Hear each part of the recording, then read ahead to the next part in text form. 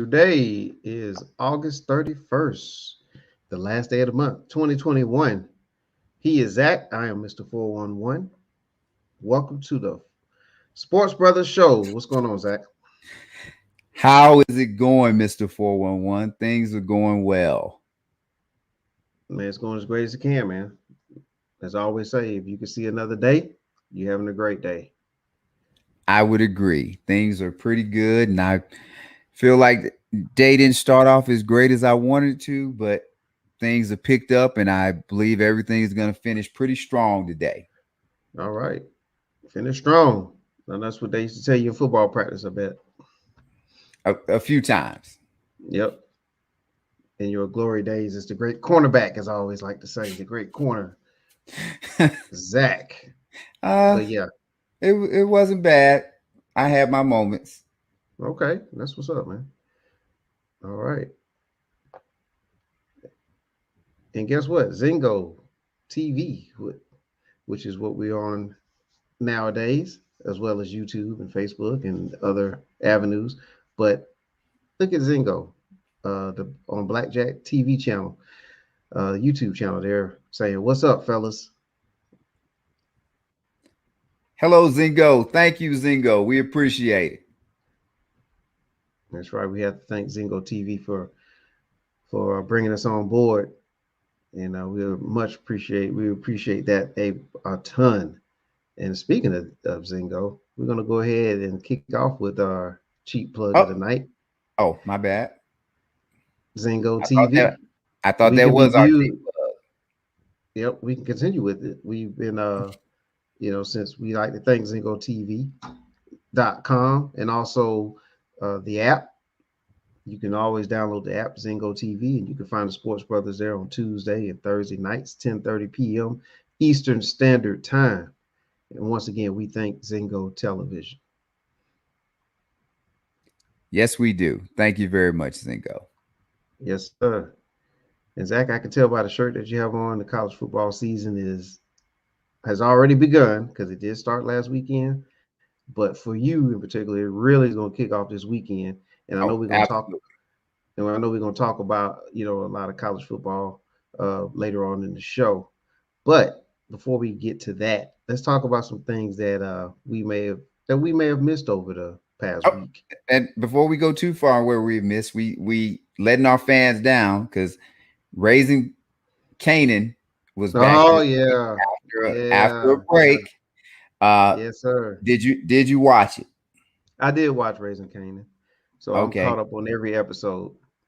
that is good. Now I'm gonna say I felt better about this episode. They brought me back in, and it's not so bad. I feel like we're back on track. Some of the soap opera-ness got out in this episode. They have one thing that I don't like with our boy from Juice. I'm like, that seems very convenient or whatever. But outside of that, solid episode. And the older brother that would be considered to screw up, I just really like him, man. I'm empathizing with him. It seems like he just wants to do right, but things just keep kind of going wrong, and I am pulling for him. I'm sure it's not look since he's not in the future anywhere, or we didn't see him. I'm sure things don't end well for him, but still, like that's the bad part about all of this. Since we know this is past history, we already know what's going on. And I will give the show credit with this. I like how they are giving me a different dynamic with Kanan, because the Kanan that we're seeing now, I wouldn't think would kill Jukebox.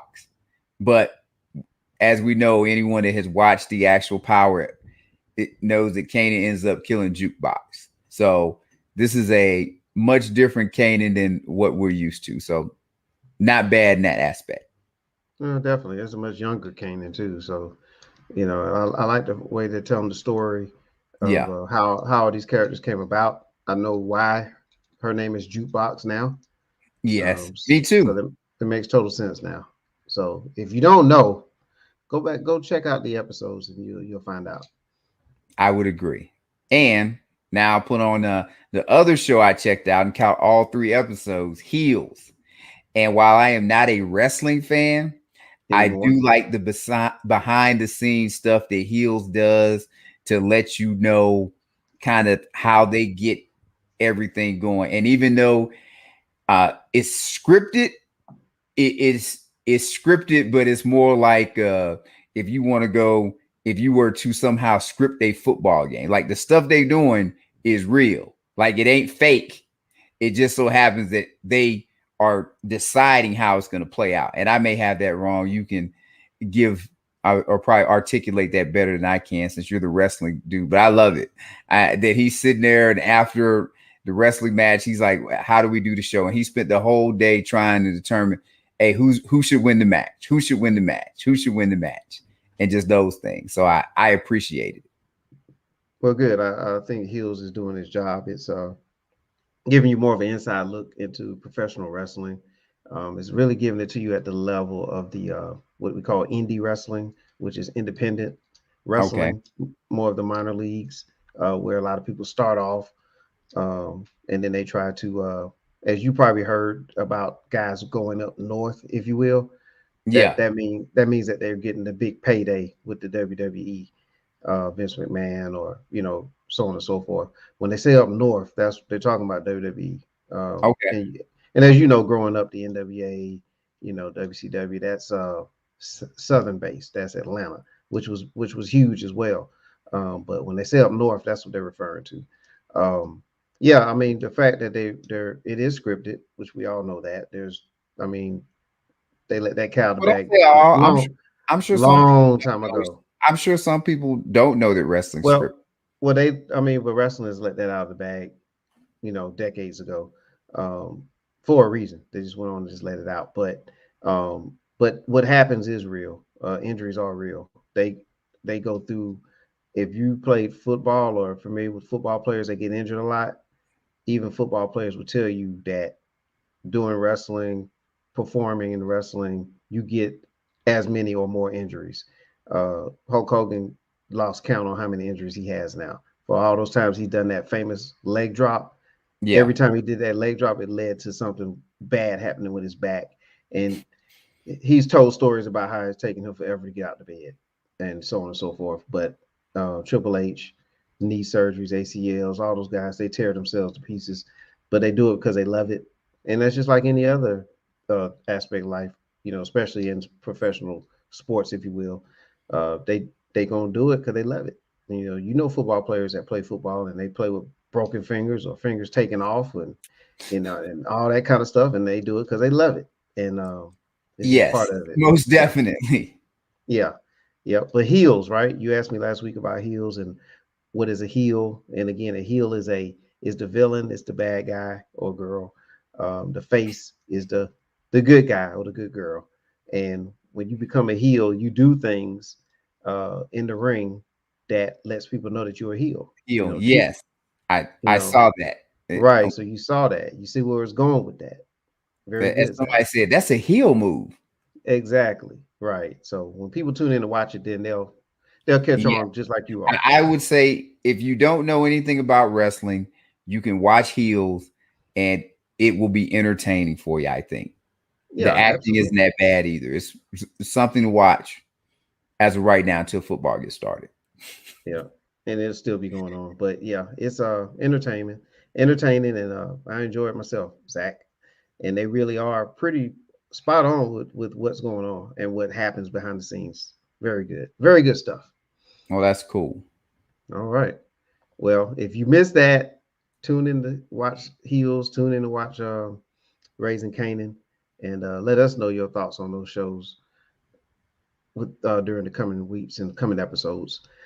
Yes. Let's jump into what we may have missed, Zach. Yes. The real what we may have missed now that people probably want to know about from the sports world. All right. Well, let's talk about what's happening over in the Four Letter Network.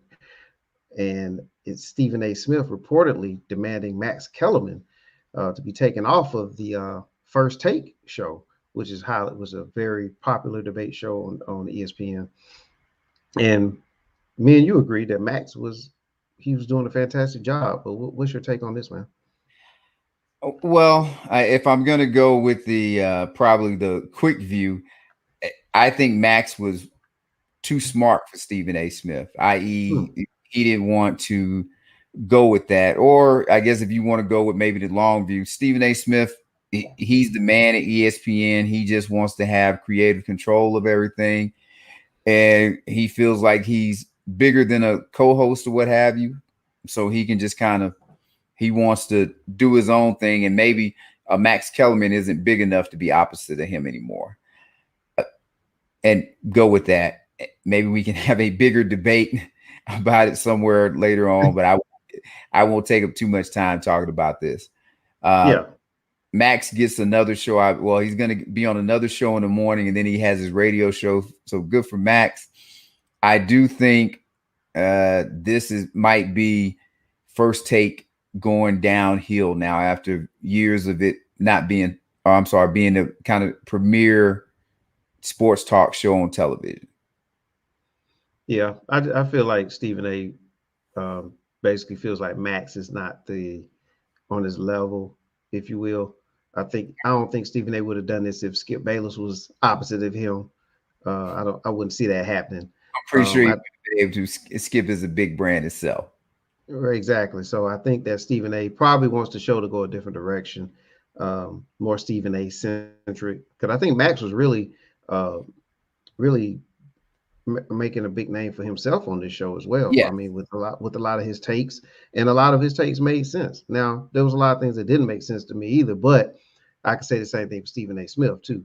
And because we won't talk about the comment about Mitchell being the greatest Utah Jazz player of all time. that never got relooked at after the Utah Jazz quietly went out of the playoffs. But Exactly. but as I said, when you the man, Yeah, you just what is that? Kendrick Perkins says, "Carry on." that's it. But no, I You mean Stephen A. carry on. is and as we said in the production meeting before that, Stephen A. is getting paid the big bucks, the mega bucks. Oh, I think So 12 million a year. So he's yeah, making great money. He's a shot yeah. caller. So Like so in the sports talk world, he's a shot caller. so when they decide to pay him that kind of money, this is where you're saying that he stands in the pecking order, and he's calling his shot, and it is what it is. So, but it was just interesting to see that not that Max was taken off the show and maybe move into something else, because I think he's really great when it comes to boxing. I still watch his Max at Max after Max on boxing. It's a great show, and he does a lot of other things well. But maybe I just feel like Stephen A. wants to move a different direction on this one. I was just kind of surprised it was because of Stephen A. Why this move was made though. Well, this stuff happens. Hey, groups break up. Destiny Child, like these things. Just look, Mike Greenberg and Mike Golick, they were together for I believe 18 years. It could Almost almost 20 years, yeah. and they Greenberg wanted to go in a different direction, and this stuff happens. Yeah. But the thing here is they weren't together that long, but No, no, yeah, no. it is what it is. Yeah. Yes, sir. All right. What else have we might have missed this week? Well, I just missed what you're about to show. Oh, well, here it comes. Shakari Richardson. I'm, I know you know that name by now. It appears that she took a For shot all at reasons. Allison Felix. It seemed like she took a shot at Allison Felix in the social media world. Man, what's up with this? Well, I don't even know what she did, so you'd have to tell me. Well, there was well, obviously you know the backdrop on Miss Felix, but there seems to be, I'm not Felix, Shakari Shakari. Richardson. Yeah, but it seemed like Felix was coming to the aid of Shakari, and supposedly Shakari didn't take too well of it. But also there was some comments made that someone posted something on social media about the Jamaican team, a lot of the Jamaican track runners, and it was some things in there that was not nice. There was like coconuts referenced in there, things like that. So, but out there on the social media, Shakari actually did a like on it. So, that didn't go well. but also she has some things to say about Felix that wasn't nice as well. We'll post that up in a few. But just in general, what do you think about Shakari and how she's been behaving? She is going down a path where she's going to be more popular for her stuff off the track than she is on the track. So she needs to be very careful and decide kind of what she wants to be. I mean, who was it in tennis? It was it Anna Kournikova.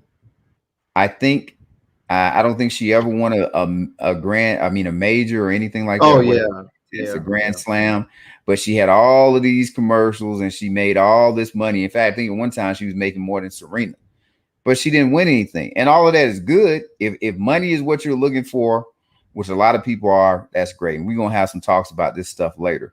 But if you want to be known for being the best at what you do, then you might want to take the actual sport side or the professional side more seriously. And that's what, because like she's got to wait, what, 3 years for the next Olympics before she can even try to do anything. And at this point, do you think that she is good enough to win a medal at all? Because I don't see it. And hell, the way she's going or the route she's going, she's gonna be one of those things like where is Sha'Carri Richardson that we'll be talking about in a few years. Kind of like what's my guy from Ohio State, the running back, led them to the national championship, Maurice Claret. Like it's just going to be one of those yeah, kind of sad things that we're kind of sort of about to get to talk about in a little bit. yeah. But yeah, it's just sad that she would say some things along the lines of like, the help or offering the help is like nothing at all, things like that. It's like, you just she keeps digging a hole, a deeper and deeper hole for herself. And all this really started because of something that she did to herself, Yes. which was not qualifying for the Olympics due to marijuana use, and that was self-inflicted. You know what I mean? So that's on her, and it's all these comments, all these things she's doing on social media. She needs to just lay low, and she needs to reset everything and focus on her, as you stated earlier, on the field. Let's get the on the field thing straight before we start doing all this off the field stuff, because she's doing nothing but making things worse for herself. And then, as we remember, as we talked about it before, I mean, she was just in a race recently and finished last. Not Yes. next to last. She finished dead last. So you're really just making it rough for yourself right now. Well, So she needs to, you know, like I said, she needs to do something that we can talk about that's on the track. And she ain't giving us yeah, nothing right I now. Like agree. at least give us a little something and then have all this extra stuff. But as I said, the person we're about to talk about in a second will kind of sort of be in the same boat. All right. You want to tell Lacey Dawson hello? She's out here I was, commenting. I was waiting on, hey, Lacey, how's it going? Thank you for staying up late. We're going to do our best.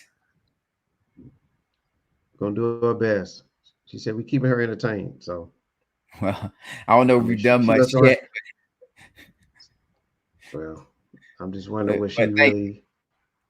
I wonder what she does during her spare time then for us to entertain her. But anyway, we'll keep it moving. you. You are kind of Let's talk entertaining. about. Well, thank you, Zach. But let's jump on our next topic, as you said, since we're talking about somebody, and man, Cam Newton, man, this came out today in the sports It world, in the did. sports news. But Cam Newton, who is now the former quarterback for the New England Patriots, he has been released. Today is the day that teams have to cut their roster to 53. And New England decided to not include Cam Newton in that total of 53 players for week one. What are your thoughts on Cam being released? Well, first, I would just say this is like a life lesson that people need to understand that things change quickly in life. And you need to try to be nice, really, to everybody, courteous to everybody, respectful to everybody, because one moment you at the top, and the next moment you at the bottom or whatever. And not that Cam's at the bottom. He's made plenty of money. So Oh from yeah. that standpoint, his career, I his career was fine. His family should be fine. But I would just say, in 2015, he was voted MVP of the league. Now, full disclosure, I was never all in on Cam being MVP and Cam being the best player in the league or whatever, because I felt like the team that he had ran the ball, defense played well, got turnovers, gave you short fields, and all of that stuff led into why he was successful. But quarterbacks are always going to get all the glory. Team wins, it's because of quarterback. Team loses, it's because of everybody else not. And that's just how it is. So that would kind of be where I would first go with it. The next thing I'm gonna do, say, and then I'm gonna turn it over to you, is the NFL vaccine rules are gonna play a big part or have a big effect on the season, because I'd say this right here has already shown how that is played out. That Cam not being vaccinated and missing that time because of the confusion, I guess, of the COVID rules when he went to a medical appointment that was approved away from the team, gave Mac Jones a 5 days, I think it was, to go ahead and get first team reps and for everybody in the building to really see how this guy was. And this is just how it works, Tyrone, in life. The prettier you are, the more leeway you get. The uglier you are, the less leeway you get. Cam ain't as pretty as he was before. And because he ain't pretty like he used to be back in the day, he needs to keep his shot group a lot tighter. And all you military people know what that means. And right now, his shot group ain't been tight.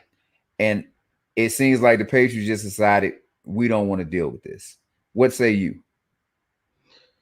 Well, I mean, I kind of understand what the Patriots are doing. And if you think about the Patriots, they have a history. No one should really be shocked that Cam Newton, even a player at this caliber, because he's still not a bad quarterback. I mean, he's definitely a starting quarterback in the NFL, and I would dare to say at the very least he's middle of the pack and up. But the Patriots do this type of thing. Like they move forward. They're basically the jersey.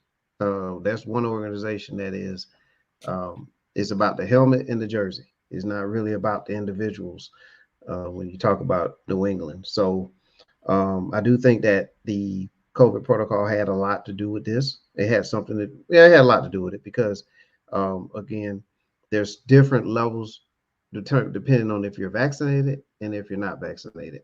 And if you're unvaccinated, there's a lot of things in there that may not even affect you as far as actually being sick, but if there's players or people around you or people part of the organization that are sick and you've been exposed to them, you immediately missing time. If you are vaccinated and you take the test, then you're not going to miss time. So there's a lot of differences here. And so at the quarterback position, that's the one position where you really need to be available for your team because that's going to change the dynamic of your week to week planning. And so Cam allowed that door to be open. And this is well within his right. It was not saying that it's not within his right. I'm sure Belichick knows that too. But at the same time, you got to know Belichick and you got to know that, he'll move on with somebody else. They have 8 returning starters on defense, so they're going to rely on their defense more. And Mac Jones was a highly touted player. They drafted him as soon as when he was available. They took him when a lot of people thought that Mac Jones from Alabama would have went in the top 3. One time, so 49ers were supposed to be the team to take him. So they have a quality young quarterback. They really don't need to rely on him for wins and losses. So I can see this happening. But check this out, Zach. As a result of all this, the NFC East, the oldest quarterback in the NFC East right now, starting quarterback this season, is Josh Allen from the Buffalo Bills at age 23. You have Tua In Miami, he's 22. You have Mac Jones is 22, and Zach Wilson, your favorite quarterback for the New York Jets, 22 years old. So this division is going to be full of young quarterbacks, upcoming stars, if you will. And week 4, the Bucks and the Patriots. You have Tom Brady and Mac Jones. So that's going to be interesting there. It So won't be. And that's it's an interesting story. no, it ain't. I'll tell you It'll why. be, but it ain't. Let me tell you why it's interesting to me because when Tom Brady was a Patriot, he was like 199th pick somewhere in there, and he was basically irrelevant. And he wasn't built like maybe you or The Rock or some people like that, um, and wasn't fast, didn't have a strong arm, wasn't really thought about, but he had an opportunity to play due to an injury. And Mac Jones, if you compare him to Cam Newton, and you put them in a bodybuilding contest, Cam would win, without even having judges in the contest. So you got a little bit of a symmetry there, but also you'll get to see Brady get a chance to really take it to his old team, and I think a lot of people are going to be looking forward to seeing that matchup. Not necessarily the actual results, but just the fact that Brady's come playing his old team again. But Well, what do you think about? Oh, go ahead. I ask you something next. Go ahead. go ahead. I can hit Well, I was both. going to say, okay, good. Because I was going to say, what do you think is next for Cam Newton? Well, I think what is next for Cam Newton first is Cam is going to be unemployed for a while. I'm not sure. Like, I'm shocked. And I've heard some analysts say that you shouldn't be shocked. You should have saw the writing on the wall. I watched Mac Jones at Alabama. I don't think much of his talent in that sense. So I may need to go back and look at the tape again because if Coach Belichick is going with Mac Jones, he must see something physically, and more importantly, he must see something mentally that Cam doesn't have. But I also think we're gonna go with those words that y'all like to use, intangibles, that they're looking at some of the leadership stuff and the fact that Cam not being vaccinated, almost at any point he could uh, have to miss time. And you were talking Yeah. about the protocols. I believe right now, if you're a non-vaccinated player in the NFL, you get tested every day. And if you're a vaccinated player, it's once a week. And that's because I can't tell you all of the medical stuff about this Delta variant, but I guess it is strong and it can be contagious or whatever. And they're trying to look out for that. And Cam might be done, man. Like, why would you bring Cam Newton in to your organization? Especially like because at this point, if you bring him in, he's got to learn a new offense. I'm just not unless you're like say Tom Brady gets hurt in Tampa Bay. Do they want to bring him in? If Aaron Rodgers get hurt in Green Bay, do they want to bring what kind of championship level team or playoff level team is going to bring him in? Maybe the Houston Texans might bring him in next year as they're going through whatever. But it's just a good chance Cam is washed, man. And this might hurt you a little bit, but this is kind of like the Mike Vick thing. It was so much promise when Cam was drafted, and it's just unfulfilled promise. Yeah, he won MVP, and yes, he led the team to the Super Bowl, but so much more was expected of Cam. Because in your mind, is Cam a Hall of Famer right now? No. If I got to think about it, then it's no. No, and same here. He's not a Hall of Famer, but when he came in, I'd have to believe that the expectations would be that he'd be a Super Bowl winner and that he would be a Hall of Famer. And now here we go once again with the running quarterback thing. Like everybody wants the quarterback that's mobile and can run. And you got to tell me who. I guess Russell Wilson counts as that or whatever. But Cam always felt more like the non-conventional quarterback. And this was more of a guy that was going to change the way that football was played. And so far, all of these guys that were supposed to change the way football is played, they ain't changed the way football is played. Because guy like Tom Brady that plays in the pocket is still winning the Super Bowl. So disappointed. And I think I just mentioned Tom Brady. I also kind of say this. This is why Tom Brady is the standard for the modern NFL quarterback. He takes less money to make sure he has better resources around him.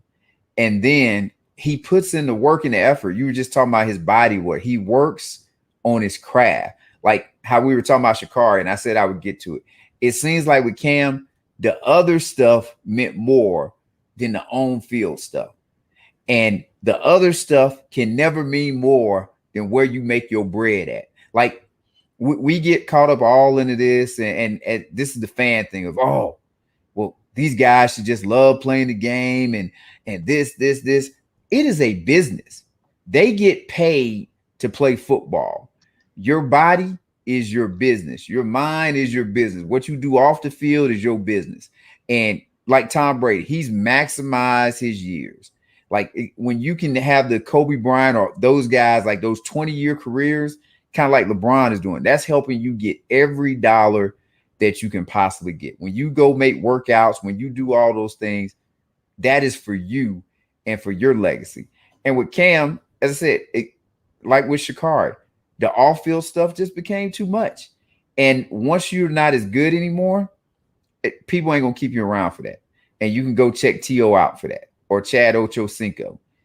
So I'm disappointed. I thought Cam would play pretty well for the Patriots. I don't think this is like just about the football talent, as you were saying. I think this has more to do with that outside of football stuff. And you just get tired of it, people. Like it's kind of like being in a relationship.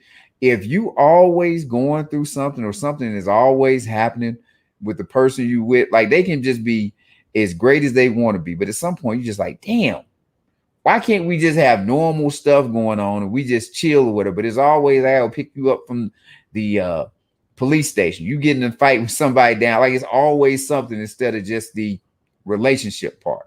And I'm not speaking from experience or anything. Well, good. I'm glad you're not. But yeah, with Cam, I mean, I'm just going to put a bow around it. Cam is, I think he's also in that spot now where it's like he's too good to be the backup, and then he's in certain situations not the appropriate starter. And again, New England, this is one of the places again where, I mean, you mentioned Chad Ochocinco, you mentioned, he's a guy that went to New England. Guess what? Boom, you out of there. It's just those type of things happen when you're in New England. I mean, look at Randy Moss. He played there briefly, out of there, bounced around for a while later on in his career too. Talent, but then you have other factors. Now, again, as a quarterback, when you really can't be counted on, and then you factor that it's New England, you're going to be out of there. I mean, that's just the Belichick way. Maybe in another organization, he would have been able to hang on a little longer, despite that. I'm not sure. We can talk about another day about what's going on in Minnesota with their starting quarterback, and he's not vaccinated. But we can get in that another time. But you mentioned Houston, and it's funny that you mentioned Houston, the Houston Texans, because there are plenty of rumors out there about Deshaun Watson being moved. Deshaun Watson may not even play, all this kind of stuff. And if something happens to Tyrod Taylor in Houston, and he's a mobile style quarterback, there's nothing for Houston really. They're not going anywhere this season. Maybe that's a place Cam can go. But again, he's in that funny spot for me where can Cam be your backup quarterback? And that's really the issue. Does he have anything left? Because can he play? Like he looked good before COVID last year, but for Belichick to get rid of him for Mac Jones, for me, that's like a huge red flag. And we do have a comment. Yeah, let's look at it. And while we're looking at that, but again, I'm saying a backup in certain situations. I mean, and there's no need for him to be a backup in New England. I'm saying, I'm kind of saying, like, why would you want him as a backup? Like, what does he bring? Because that'd be like bringing you as a backup. If you physically can't do it, then you can't do it. How do we know Cam can still physically do it? And I'm sure he's better than most backups in the NFL. But again, will he be a backup? Are we? Like, like Well, I I hear mean, we can. that's a Who's, good opinion. You who's the, giving him the benefit of the doubt, but is he? well, who's the backup in Atlanta?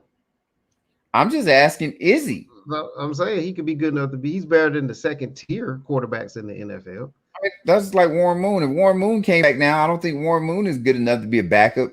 Cam may be done. Like that's just I Warren know Moon, Warren it's all Moon has been retired over, you know, over decades. yeah, but at some point, like you get done. Like at one point, you're one of the best, and we'll go say 64 quarterbacks in the world, and then one day you're number 65, and you ain't good enough to be a backup anymore. Yeah, I mean, I get that, but I don't think he's 65. I think he's more uh late 20s, mid, like 20s, 26, and you can go maybe 30, 36, somewhere in there.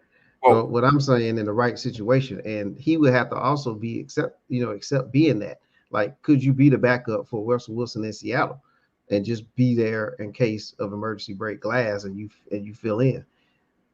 But again, will that be a good fit? Either way, would that be good for Seattle? I don't, what I'm saying. So I don't think it would be.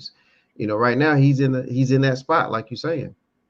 well, and He's right falling now, off, but not great enough, but not bad enough either. It's just where is the team going to utilize him? look, I'm gonna go with facts. Right now, he ain't the 65th or 64th best quarterback in the NFL because he ain't in the NFL.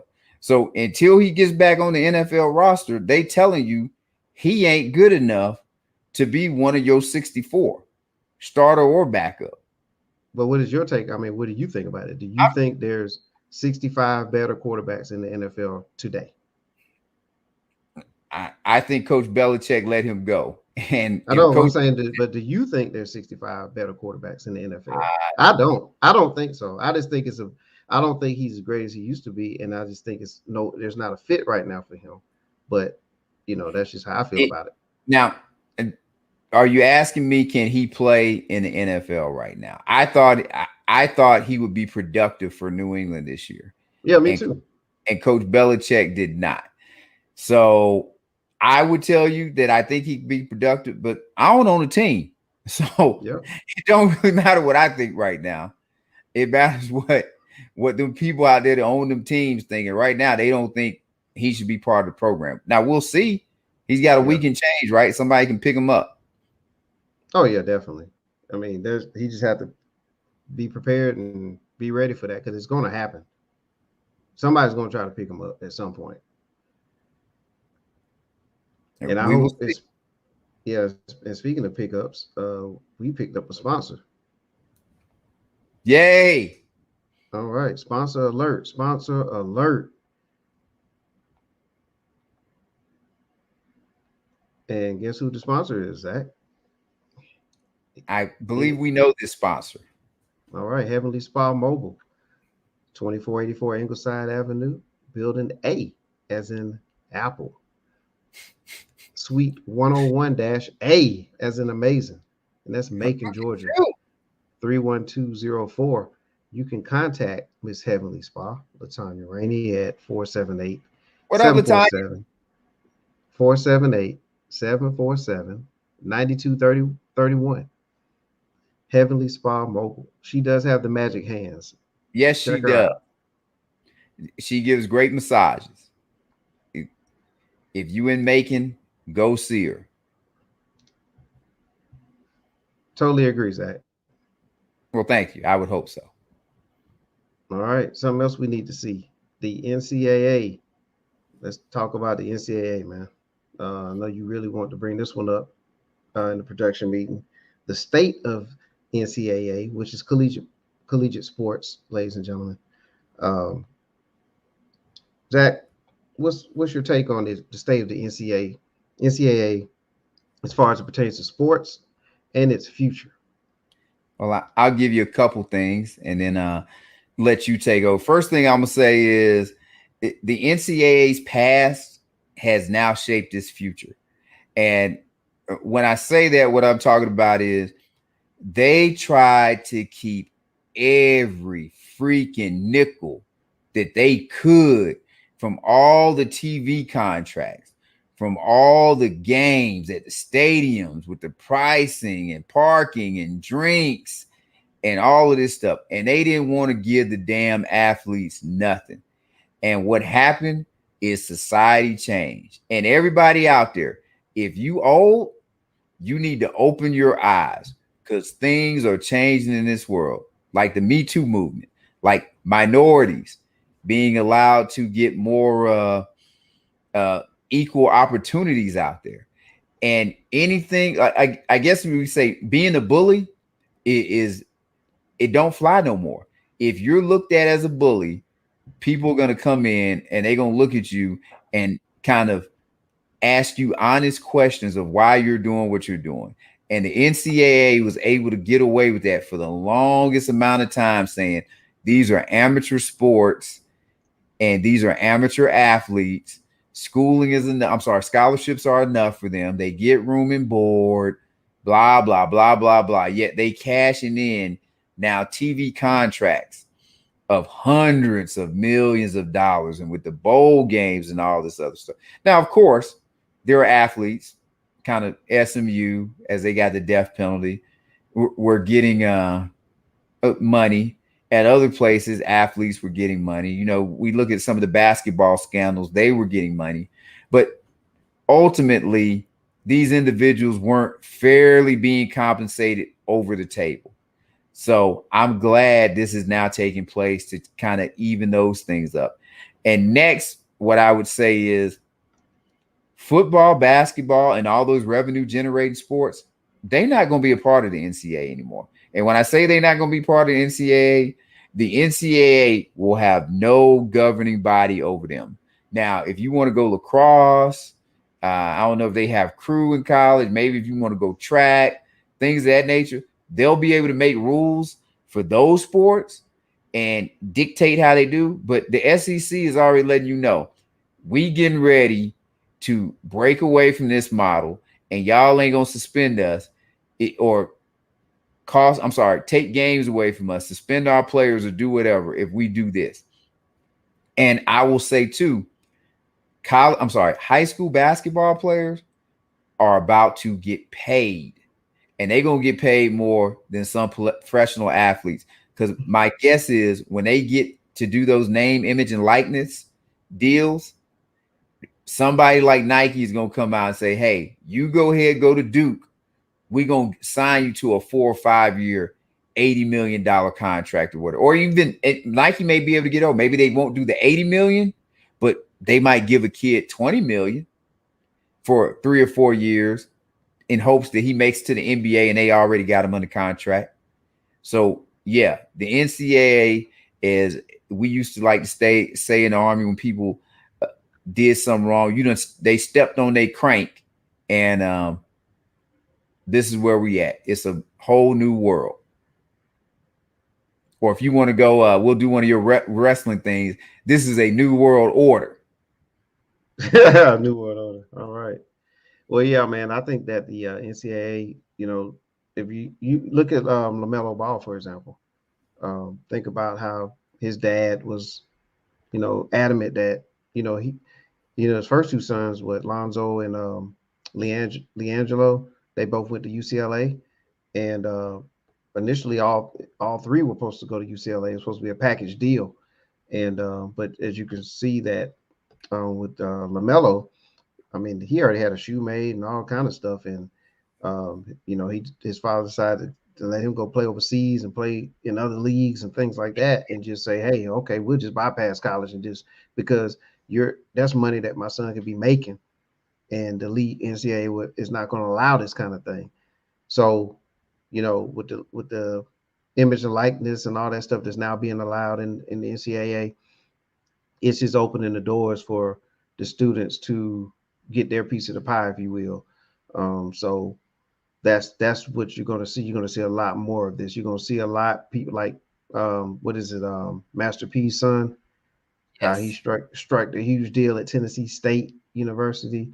And there's more and more players like this that's going to be able to take advantage of their situation, and that's a good thing. Um, it's basically opened up the door, just like we talked about earlier about professional wrestling. When professional wrestling just opened up the door and said, "This is what we do. We entertain." That kind of just said, okay, so everybody adapts to that and understands that and moves forward from it. Um, Let the cat out the bag, if you will. Remember the Michigan Fab Five, how they wore the black shoes, the long pants, and you Yeah. know, brought Michigan from to the top or near the top. But all that money that was being generated, they wouldn't get a dime for it. They were trying to figure out what they're gonna eat, and all that kind of stuff. So all these stories, will lessen. It won't be as nearly as bad anymore. Also, the transfer portal. I wanted to bring that up, Zach, because the transfer portal to me, allowing more movement within the NCAA, kind of reminds me of the professional leagues when they become free agents and they go to other teams and things like that. So I would tell people to keep an eye on that transfer portal and think about the movement there and go back years where basically a player went to a school and that was it. Like they were there. If they left, they had to sit out and then all this kind of stuff. And like this portal has opened up a lot of doors too. So it's just more freedom across the board, and I like that. So that's how I feel about the state of the NCAA right now, man. Well, here's the problem with what you just said. It's actually those restrictions were only on sports like football, basketball, and baseball, and maybe hockey. If I was a Mm-hmm. tennis player and I was a tennis player at Georgia and I decided, oh, I want to go be a tennis player at Florida, Georgia's arch Right. rival, I could just go enroll at Florida and I can start playing tennis there. And you can go with all those sports. So this was the problem. That's why I said the NCAA stepped on their crank because they just and probably no one could predict, I guess, back in the 80s that times would change like this. You didn't expect it, but we're just becoming more intelligent as a society, and we're all these archaic things. We're understanding that nope, it don't make no damn sense. So good for all of these kids.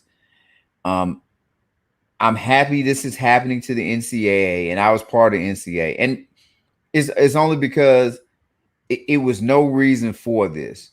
The individuals that would have been compensated way back in the day was going to be a small percentage of all of the scholarship athletes that you had. And if you'd have just gave a little, you wouldn't be at this point. And now because you wouldn't give a little, you done lost everything. Like they're going to be out in football and basketball. They just are. Like give it give it a year or two if it's going to take that long, and you will see that the NCAA will be making an announcement that they will only be focusing on, say, these other sports. They won't have anything, as I said, to do with the real money makers. And what you might see is maybe there won't be an NCAA anymore because maybe NCAA won't have anything to do with Division One. They'll just have to focus on the one AA and all of the smaller divisions. Maybe. Maybe. All right. Well, speaking of other divisions in the NCAA world, how about the historically black colleges, universities, HBCUs? And we Yes. decided to come up with this question for the day, in topic of the HBCU. Are HBCU sports promoted enough by its institutions? Well, I'm gonna go from the outside looking in, and the first thing I'll say is I'll speak for both of us because HBCUs have influenced our lives greatly because our parents and numerous family members attended HBCUs. I believe your family, mother, father, and I'm not sure about your other family members, but they Yeah, attended South Carolina State, correct? that's correct. But my mother and plenty of my aunts, uh, uncles, and then I have plenty of cousins. They attended the University of Arkansas Pine Bluff. Uh, this is where I say society's changed and people don't think much of that. Like today, that doesn't mean much, but for like my mother, she went to the separate but equal schools. So HBCUs was probably the best avenue for her to get an education. And part of the reason I went to college, honestly, is because my aunt and uncle, and I'm sorry, my aunt's uncle, mother, they went to college and they pushed that on me that education was a big way to go. All right, I'm not same sure here. if you're Okay, so there you go. So that really influenced me being able to go the college route. So I want to see HBCUs do well. With that said, I don't think they're doing enough to promote the institutions. I I kind of look back at Georgia when Georgia had Mark Rick and then they went to Kirby Smart. Now I'm not big on Kirby Smart, and we can talk about him a little later in the show in another segment. But the one thing that he did do for Georgia that is outside of the coaching, he pushed the University of Georgia to improve their facilities so they could compete at a higher level and draw the type of interest that they wanted from those type of athletes, so they could set themselves up to be more marketable, be it in the television realm or competing as far as with national championships, things of that nature, so you can get more money. And that party's done well. I can't tell you how much more money he's generated for Georgia, but Georgia feels like a national brand now where, uh, and I can say it's before Kirby and Mark Rick era, it felt maybe more like a regional brand. So same thing for HBCUs. They have to figure out a way to become a more national brand. And maybe they need to go away from some of their tradition and try and become and I can't give you the numbers, but maybe more diverse. And then also go look out trying to get people to invest in the universities to upgrade different facilities. Because it's embarrassing when you get those segments where they'll talk about how the weight room looks. I think was that at Grambling. I can't remember who it was, but that was at Grambling. Mm-hmm. And that is just not a good look, because if you're someone, that's a difficult sell. Because and forget that now. And you talked about this earlier, and you made a great point. And I hope I'm not stealing too much of your thunder.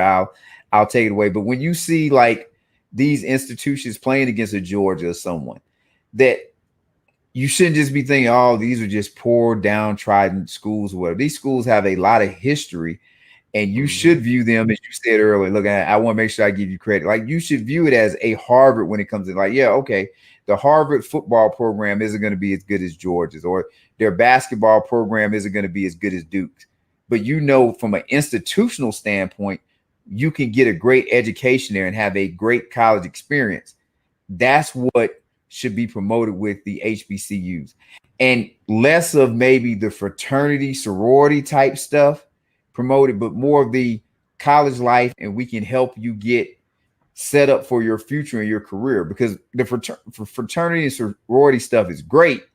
And I know that stuff, those connections can help you get into different avenues in life and career and things of that nature. But if I'm a student and I don't know anything about that type of life, and we'll go like I'm a young man out in Iowa, I don't know about that.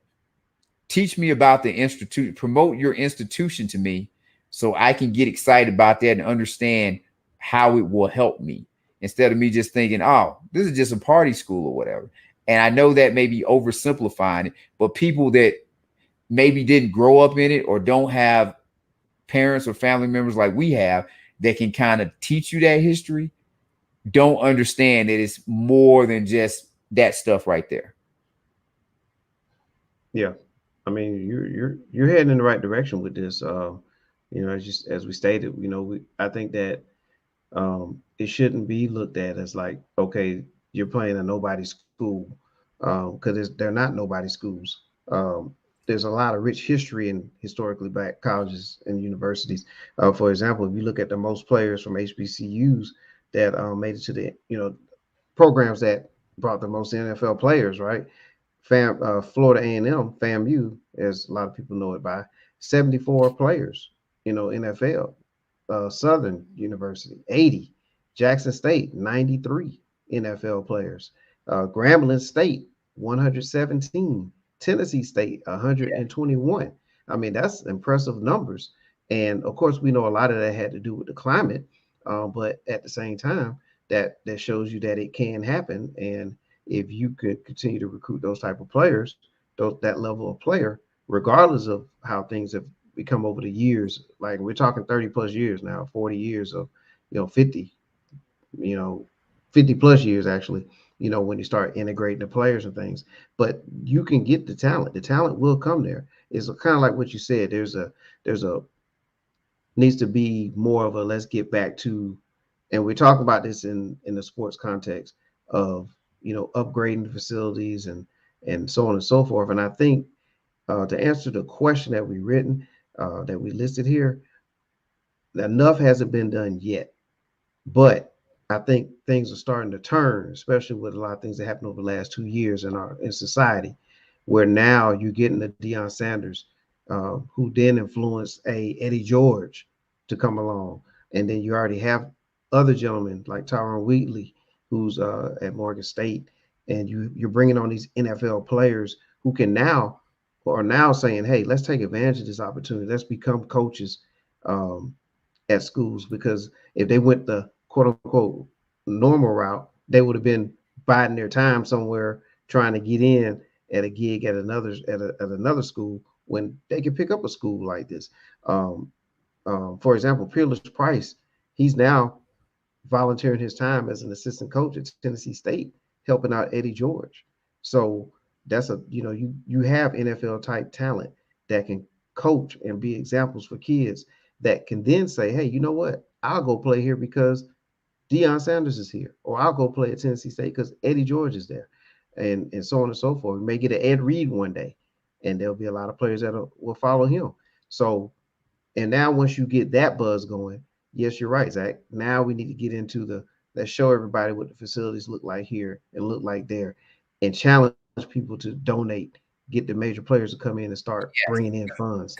And That's what I want oh, to jump in on. Make sure that we want to make sure, kind of like you were going. Let's not just emphasize sports. We right, want to, because like Alabama has a great football team, but outside of the football team, Alabama can talk to you about Alabama, the institution, and how the institution itself, because there's only so many players on the football team. There exactly. ain't every student at Alabama ain't on the football team or involved in athletics. All of them other students go to Alabama because of the other things that they have to offer. And look, let's just kind of be real about a lot of this. Athletes make good money and they'll go on and make some, but those regular normal students, those are some of the people that's going out there that's going to become billionaires, that's going to own NFL teams and things like that. And those are the people that you're going to look, because there's a lot more of them than it is of the NFL guys that you can get $1,000 from, $10,000 from to Mm-hmm. put back into the institution or what have you. So I understand what you're saying, but we want to make sure, or I'm saying, who not just bringing in these coaches, but bring in athletic directors, bring in presidents that have a Mm-hmm. vision for the future of the institution to, as you used to fuss about all the time. Like you see the shirt I got on, Grambling has this same G. Whoever's at Grambling, he should be trying to get that school to be like the University of Georgia, to where it's a name brand like that and money making organization. And it may not get there, but that should be the vision, not just Well, as I yeah, said to get the program better, but get the institution itself on a equal playing field with the other institutions. yeah, and again, getting those things in place because like Pepsi, they're on board, but with the swag, and like of course, Dion had a lot of influence with that, but that's a good thing. There's new Yes. facilities being built at their schools, and also Tennessee State. Robert Covington, who was undrafted but made it to the NBA, he basically paid for a new practice facility for Tennessee State basketball program. You got Master P there now, and and his son. So you got like money, you got attention, and that's the direction things need to keep going, and it needs to continue. And this will also get other schools to get on board and do this and do similar things. And now we're talking. Now we're getting somewhere, but we got to get that train moving. For example, this weekend, and I will say this too, Zach. I think that the media needs to do their part too. ESPN. I've been watching ESPN on and off the last couple of days. I'm waiting for the constant promotion of the big game this weekend in Miami, where the Dolphins play between Jackson State and FAMU. That's a SWAC conference battle. Um, and they're both supposed to bring 33,000 fans apiece. and that's a huge event. But is it being really pushed if you turn the channels to Fox and you turn to ESPN and you turn to, like, it's not really being pushed, you know, and more things need to be a little more normalized out here. And I think that would help too. Well, Because football is not just, it's not just Clemson against Georgia or well, Alabama against Miami. It's more to college sports than just them. hey, the NBA ain't promoting the 12th man on the Toronto Raptors roster. They promote LeBron, they promote KD, they promote Steph Curry. So Yep. if you want to get promoted, you need to make yourself promotable. And that's on those institutions to make themselves such a brand that you can't help but talk about it. Because Yeah. ESPN, ultimately, ESPN just want to make money. Or I should say, all of these organizations, they just want to make money. They gonna promote what people gonna pay attention to. So we can ask them to do more, but you need to make yourself into that highlight entertainment Michael Jackson type star where people want to know about you. Yep. And that we'll see how that go. By the way, NFL Network this weekend is also going to air Grambling and Tennessee State. By the way, so that's another good move. I just want to bring up, I laughed or chuckle. I'm glad you think our viewers know who Master P is. Make you say, Well, I'm still I glad know. you think all of our viewers know who that is. Now I know who it is. You know who it. Look, Master P took me through the late '90s, early 2000s. But my guess is not everybody is gonna know who he is. Yeah. I actually met him too at a basketball tournament in New Orleans some years ago. Yes, I remember that. I have the photo. Yeah. All right, man. Well, good talk about HBCU, and I'll be following it. We will. We said we're going to do that. We will give our takes on it, and throughout the season, we We won't should we, abandon we it. should have had a photo of Master P, and we had some photos of the HBCUs, and producers didn't get that up, but it's okay. Yeah, we're working on it. Got it. All right, cheap plug time, man. Okay, cheap plug. Give it to him.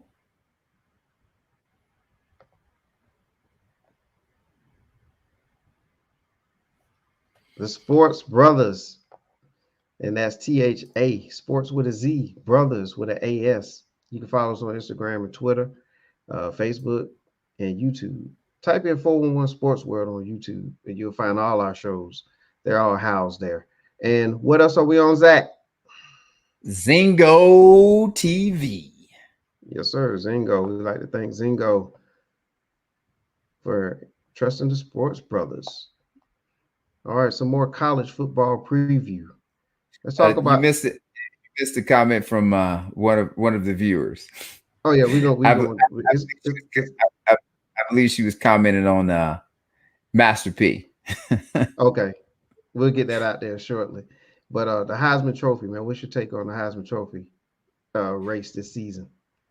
Well, I'll make it easy. If you want, you can put up the photo of my guy. I think you know who it is. He must have been on Dancing with the Stars. I don't really watch that show, but for her to say he's the worst dancer, because I don't think he ever danced in his videos, and he must have been on Dancing with the Stars or something. And Lazy, I'm going to let you know, Master P or Percy Miller is not the world's worst dancer. At worst, he is the world's second worst dancer, because Mr. 411 will agree I'm probably the world's worst dancer. I can attest to that. You're definitely you're definitely the worst dancer I've ever seen before. Well, thank you. I appreciate that. And that is the Heisman Trophy. I'm going with I'm going to go with Spencer Rattler out of Oklahoma. Thank you. And not because I necessarily have faith in Spencer Rattler. I have faith in Lincoln Riley. And what I would say, if we go back prior to last year, which was a Corona year, Lincoln Riley had a second place finish which I believe was Jalen Hurts. Then he had a first place finish, which was our guy that's in Arizona, Kyler Murray. Another first Yeah. place finish with Baker Mayfield in Cleveland, and then a third place finish, which was Baker Mayfield. Lincoln Riley, for all the things that he may not have done as the Oklahoma head coach, what he has done is he has a really great offensive system at Oklahoma that is built for quarterbacks to get numbers. His quarterback, Spencer Rattler, is going to put up numbers this year. The team is a little more complete. At least that's what I keep hearing. And supposedly we'll get to see. Maybe they missed that snake-bitten loss this year, or one or two that they get. And because he's going to put up some great numbers, which I won't be surprised if you get 4,000 yards, 40 touchdowns easy, if not 50 touchdowns. And it will depend on how much Lincoln Riley is pushing for him to win the Heisman versus pushing to make sure his team can win the national championship. So that would be my guy that I expect to win the Heisman this year. What say you? Well, and I'll let you put the photo of my selection up there, please. Okay. You want His me to name do is it? DJ. Yeah, There we go. DJ Ui Anangle. And I know I butchered his name. But hey, it's okay. I gave it the old try. But it is okay. But I'm gonna go ahead and shorten that up and just say DJ. And of course he has huge shoes to fill. But we was able to take a look at him a little bit last season when Trevor Lawrence couldn't play in the game against Notre Dame, and I mean he threw for over 300 there. So and he's a big guy, big strong guy, and I think that guy. Yeah, and he's on a team, the organization that he's on the roll as far as having stacked rosters. He's just the next one in line, and big strong kid. I think he's going to throw for a lot of yards. And the thing I'm going to say about this too is if you take into account that the ACC is considered a Power 5 conference. It is fair to say. Okay, so it's a Power 5 conference. I know a lot of people like to, say that, hey, not the best of the best are in there right now when we're talking about college football, but Clemson has proven to be an elite program. They have two national championships. What, last 4 years or 5 years? They are an elite program. Right. So elite program, Power 5 team, probably got one of the better avenues to come out and get into the tournament, and then also win it. So I think that so he's going to put up some huge numbers, good solid Power 5 conference, but having a good schedule to go along with that, but also sprinkle in some good matchups as well. So of course, winning really matters here. So if you put the stats and they can get the wins, I think that's going to be my candidate right there to bring home the Heisman. Not a bad pick. For personal reasons, I may tell you that candidacy is going to get derailed this week, but because they are the dominant team in their conference, I am certain that it will back up after this week. But this week, I'm not so sure he's going to be that Heisman candidate you're talking about. And if he is, then one of us on Tuesday is going to be very unhappy. Well, I definitely can attest to that. I know that one of us won't be happy after this week. But I mean, again, if they pull off that kind of victory, that's a Heisman resume builder right there, right off the bat, and there'll be nowhere to go but up from there. And then if you start comparing against other candidates, it's like, oh, wait a minute, look at that huge victory in week 1. So I think that of course I'm projecting and trying to use the crystal ball here, not this one, but using the crystal ball and just kind of projecting where I think he'll end up. So if he can get through those landmines, especially week 1 coming up this Saturday, against UGA, who knows? He could be your Heisman winner at the end. Most definitely. Look, he is in the conversation Yes, as sir. much as anybody. All right. Great questions, Zach. All right. So now let's go ahead and oh, you're welcome, Zach. So let's get into the tournament and let's start talking about the top six teams here. Love how you're a basketball guy. College football playoff, Yes, we sir. got it. Yeah. So let's talk about these six teams, man.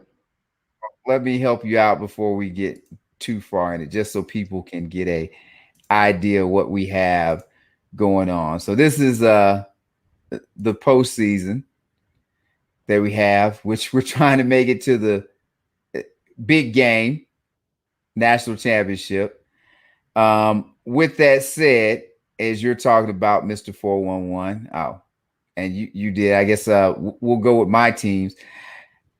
The regular season is going to end, and after all of the championship games and everything, and you see on the screen Georgia, Oklahoma, Clemson, Ohio State, Texas A&M, and Alabama.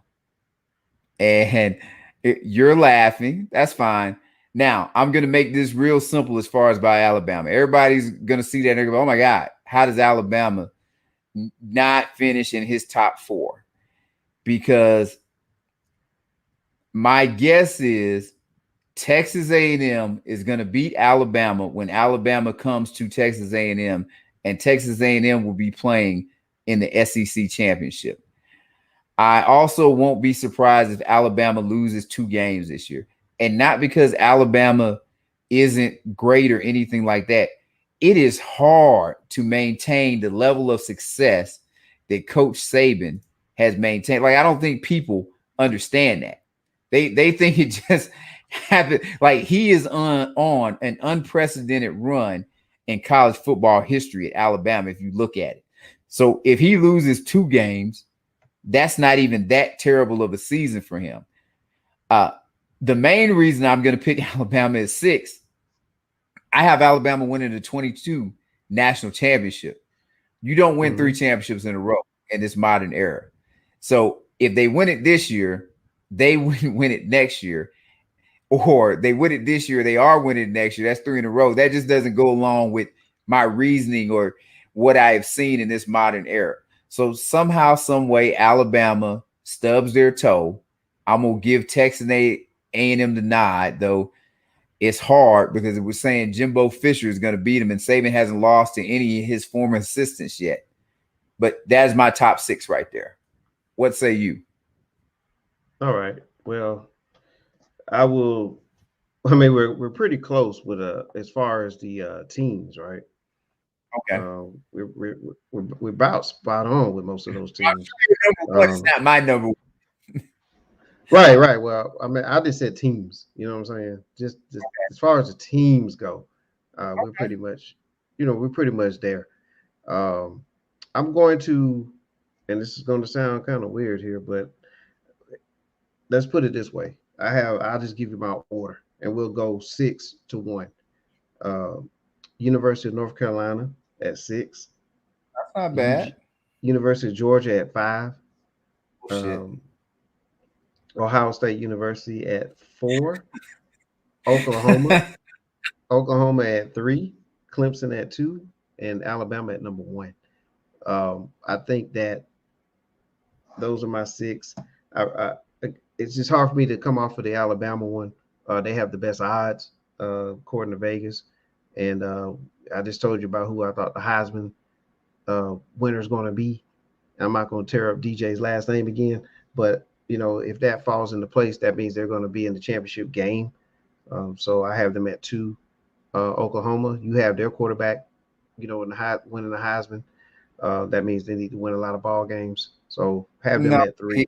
He has to put up. He can put up numbers. But they got to win enough games. I think they can win the Big 12. Go probably 11-1. They lose more than 1 game, I would be shocked. Yeah, they have a weak schedule. Yeah, so I think that's going to keep them in the top 6 as well.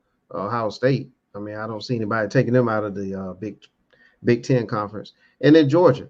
Like the only reason I have Georgia 5 is because either Bama or Georgia is going to win the SEC, in my opinion. And if Bama wins it, then Georgia, you know, due to being in the same league, if you would, SEC, and these other teams having maybe one loss or winning their respective leagues, I think Georgia still makes the tournament. I just think they'll be in at 5, and then I think the surprise will be the North Carolina Tar Heels. Only 4 of them get in, right? Well, yeah, but I'm just saying we're talking about top 6, so yes, yeah. So I'm just saying like that would be an eliminator to me. So, and then of course with the UNC, I think they're going to be I'll be surprise interested team. how they're doing because they have expectations now, same as A&M. Like Exactly. it's totally different when you're hunting and now you the hunted. Yeah, Both teams are gonna have expectations. Will yes, they sir. be able to handle those expectations? Alabama has proven that they can year in, year out. And I would say for the most part, Ohio State, even though their conference is kind of down, but they proved to be cream of your crop. And a lot of these, as you were saying, Power 5 conferences, to a degree, this is kind of like being in the NFL.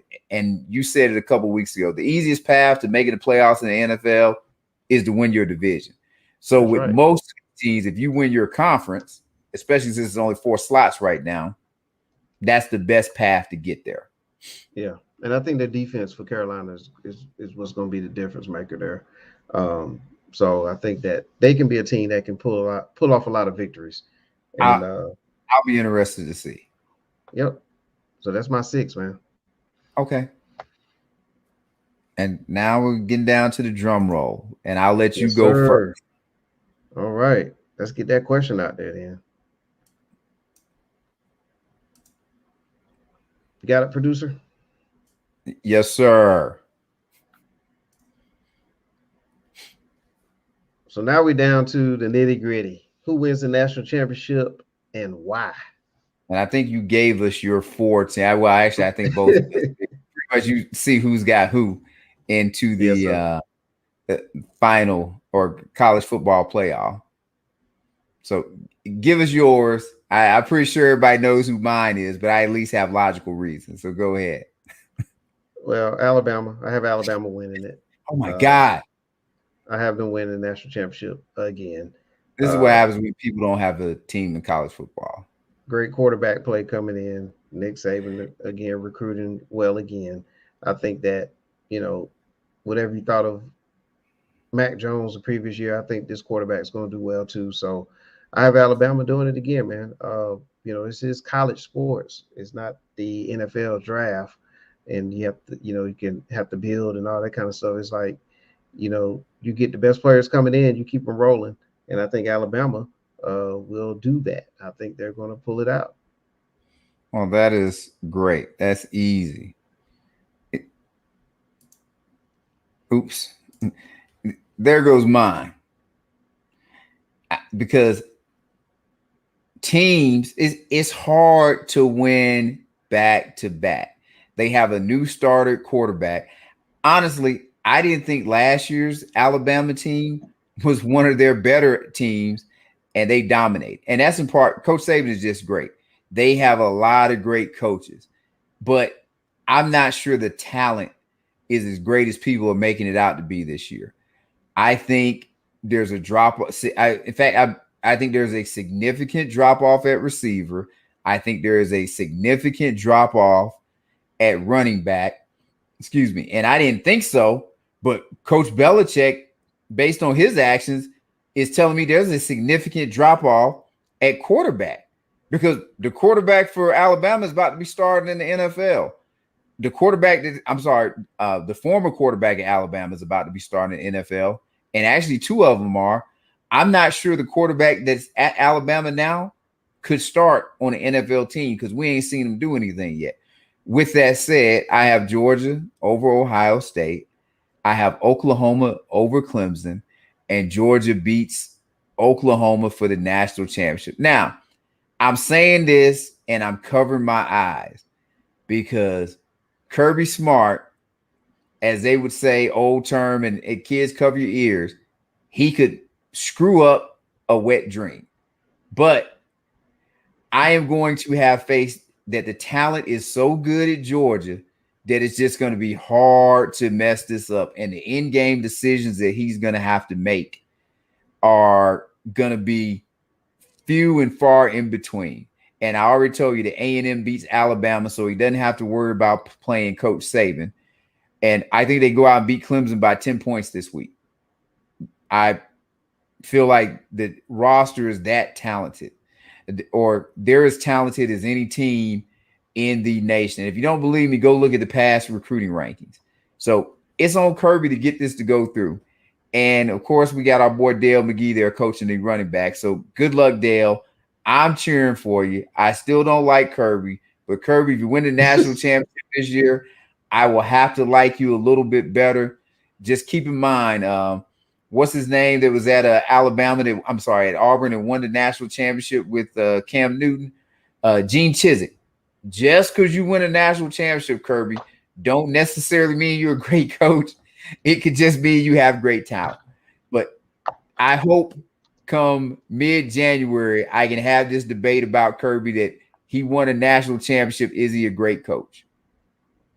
Now, I'm sure Mr. Fort World will probably tell me I ain't going to have to worry about that. And if they go out there and lose to Clemson by 30, I'll be singing a different tune when I'm back here on Tuesday. And I'll probably be the one to put up the Fire Kirby website again. But right now, I'm trying to look objectively and not look at the actual name that's on the thing. Saban lost a lot of his talent. Clemson has lost a lot of their talent. Ohio State lost a lot of their talent. To me, Oklahoma is the only real competition right now. Georgia's quarterback has more starts than these other quarterbacks, and he's supposed to be a 5-star. So he should make players better. So I'm not just trying to be a homer here, but I'm actually evaluating the team because I have been very down on Kirby Smart, as people that know me will tell you.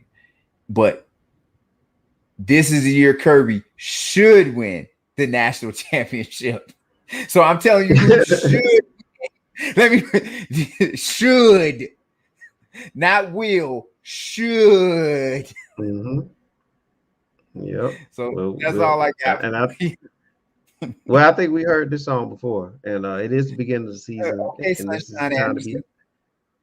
It is the time to be optimistic. So that's the beauty of sports, right? The year calendar rolls back around, and it's easy. We bring back that optimism.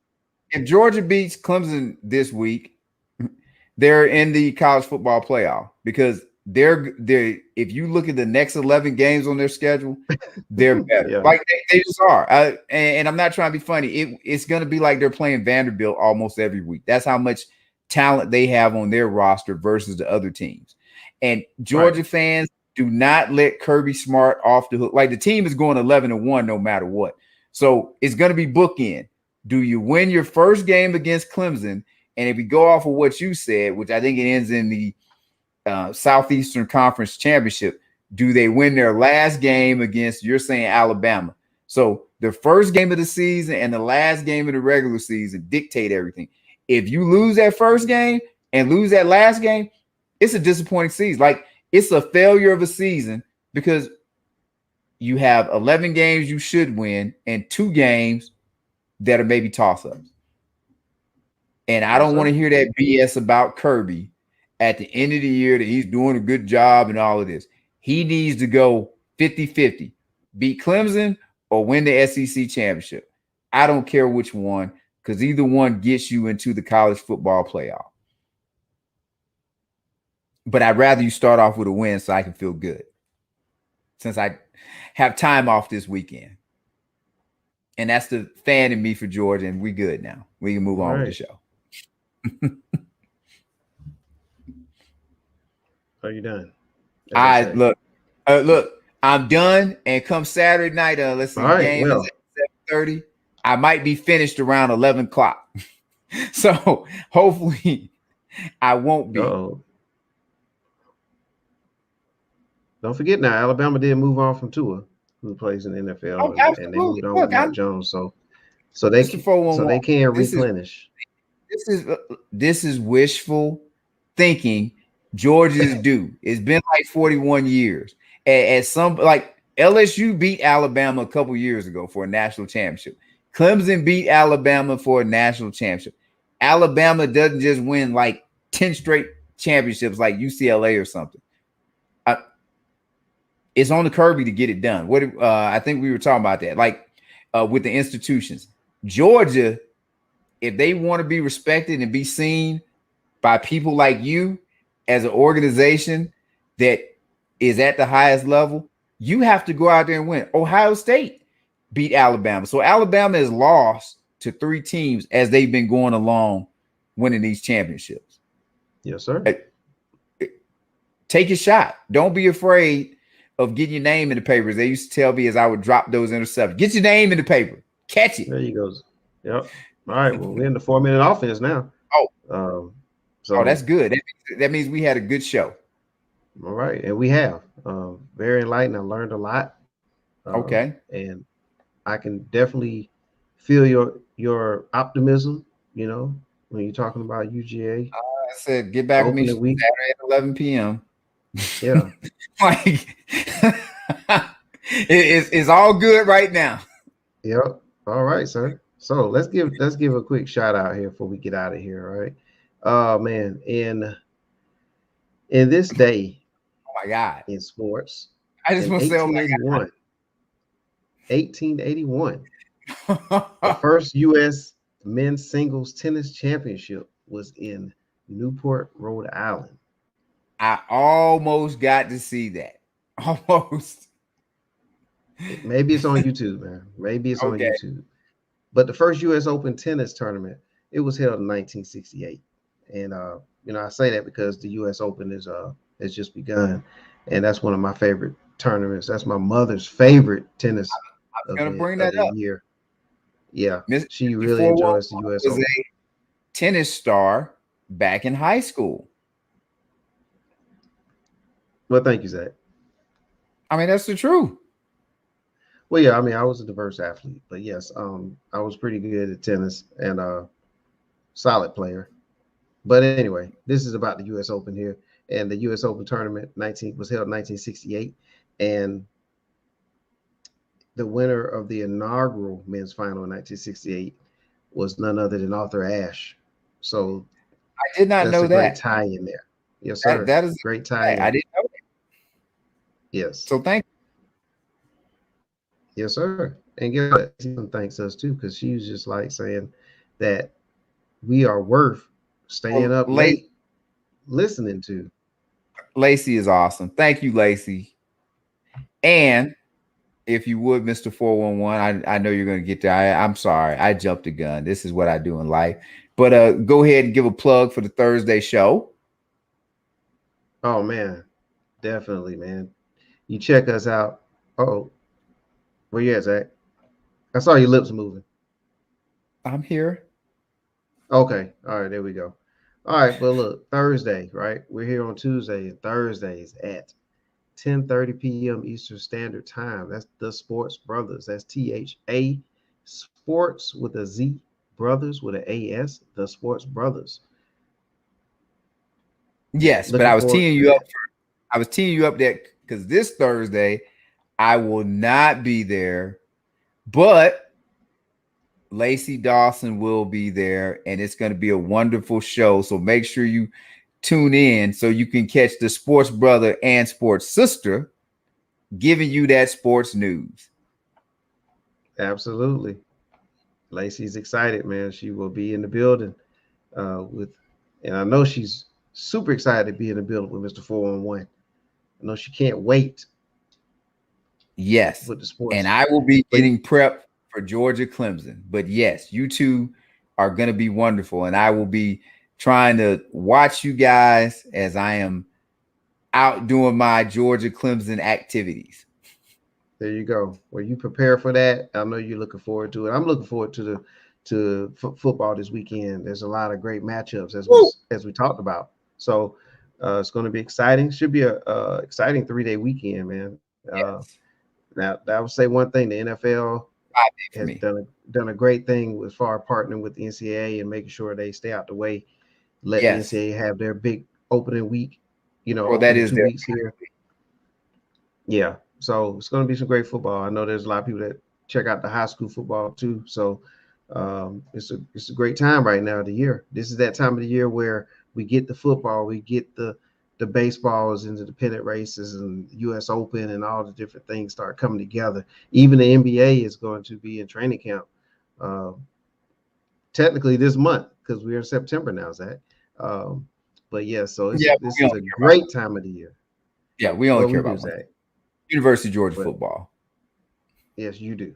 There you go. Oh, All right. Not just me. It's a whole bunch of me's that care about University of Georgia football. Yeah, I'm certain of that. I live in the Georgia UGA countryside. And there are a few people out there that care about University of Alabama football, but we don't want to focus on them, Calvin or Coy.